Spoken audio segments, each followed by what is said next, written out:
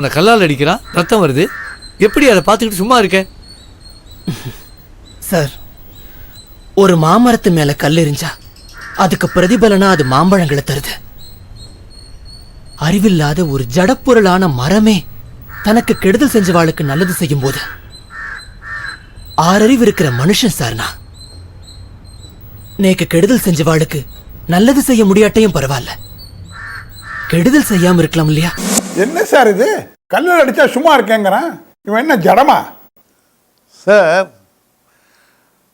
மானம் அவமானம், மதிப்பு அவமதிப்பு, வெற்றி தோல்வி, இந்த மாதிரி எல்லா நிலைகளையும் சமமாக பாவிக்கிறவன் இருக்கான் பாருங்க, அவனுக்கு பேர் ஸ்திதப்பிரஜன்னு பேர். இதில் கூட முன்னால் பாகவதர் ஒரு இடத்துல சொல்கிறார், அதாவது ஸ்திதப்பிரஜன்னா தமிழில் உறுதி வாய்ந்த மனத்தோன். அதான் அவனுக்கு இதெல்லாம் ஒன்றும் இல்லை. இப்போ ஒருத்தன் திட்டினத்தினால ஒன்றும் ஆயிடல. பரதர்னு ஒருத்தர் இருந்தார். அவர் பெரிய ஞானி, ஆனால் அவர் யாரும் புரிஞ்சிக்கல. அவர் இது மாதிரி கல்லால் அடிப்பாங்க, அவர் பேசாமல் இருப்பார். சரி, அடிச்சுட்டு போட்டு போகிறார். அவர்கிட்ட எல்லா வேலையும் கொடுப்பாங்க, எல்லா வேலையும் பண்ணுவார். அதுக்கப்புறம் அதுக்கு உண்டானது எதையும் அவருக்கு கொடுக்க மாட்டான். யாராவது சாப்பாடு போட்டால் சாப்பிடுவார், இல்லைன்னா சாப்பிட மாட்டார். இந்த மாதிரி அவர் இருக்கும்போது ஒரு ராஜா பல்லக்கில் போகிறான்.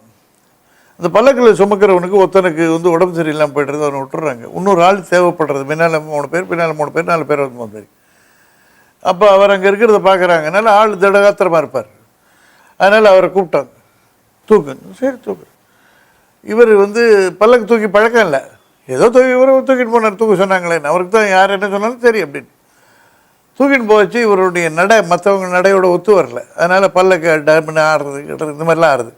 ராஜாவுக்கு உள்ள பல்லக்குள்ளே இருக்கிற கோவம் வருது, என்ன இது மாதிரிலாம் தூக்குறீங்கன்ற அப்படின்னு நிறுத்துறான். இறங்கினா அவங்க சொல்கிறாங்க, இந்த ஆள் தான் இந்த மாதிரி பண்ணிவிட்டான், சேர்த்துட்டோம் நாங்கள். என்னடா உனக்கு என்ன திமிரு, உனக்கு தூக்க வேண்டியது தான் இவ்வளோ பெரிய உடம்பை வச்சுட்டு அப்படின்னு கத்துறான். அடிக்கிறாங்க. அவர் பேசாமே இருக்கு. அப்போது ராஜா என்ன உனக்கு கொஞ்சம் கூட நான் சொல்கிறது ஒன்றும் உரைக்கலையே, நீ யாரை சொன்ன, என்னங்க சொன்ன, நீ என் உடம்பு சொல்கிறது யார்? அது நீயா சொல்கிற? உன் உடம்பு சொல்கிறது, உன் உடம்பு என் உடம்பை பார்த்து பேசின்னு போகிறது, எனக்கு என்ன ஆச்சுன்ற.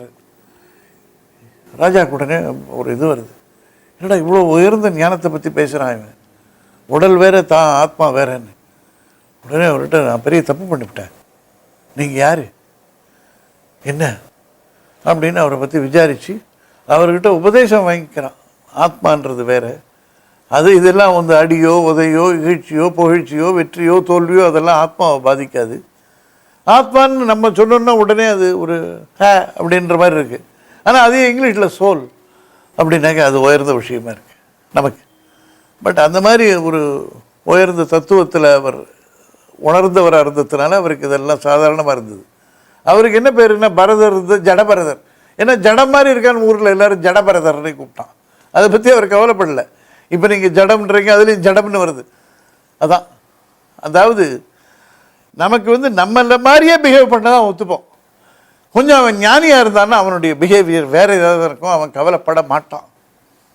இவன் அசோக் ஞானப்பாதையில் போகணும்னு முயற்சி பண்ணுறவன். அதனால் அவனுக்கு இதெல்லாம் பெருசாக தெரியல. நேக்கு கெடுதல் செஞ்சவாளுக்கு நல்லது செய்ய முடியாட்டையும் பரவாயில்ல, கெடுதல் செய்யாம இருக்கலாம் இல்லையா? அவ ஏதோ பாவம் தெரியாம செய்யறா, போட்டு விடுங்க சார்.